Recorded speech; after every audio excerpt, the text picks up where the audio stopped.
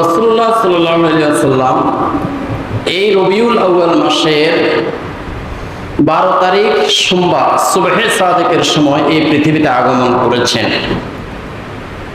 আল্লাহ সুবহানাহু ওয়া তাআলা বলেন, কুল বিফাদলিল্লাহি ওয়া বিরহমাতিহি ফাবিযালিকা ফালিয়াফরাহু ওয়া খায়রুম মিম্মা ইয়াজমাউন। সূরা ইউনূস আল্লাহ রাব্বুল আলামিন বলেন, কুল হে নবী সাল্লাল্লাহু আলাইহি ওয়াসাল্লাম আপনি বলে দেন, বিফাদলিল্লাহি ওয়া বিরহমাতিহি আমার পক্ষ থেকে কোনো ফজল করম রহমত বরকত রিজিক যদি তোমরা পেয়ে থাকো, ফাবিযালিকা ফালিয়াফরাহু এই জন্য তোমরা আনন্দিত হয়ে যাও, তোমরা আনন্দ প্রকাশ করো।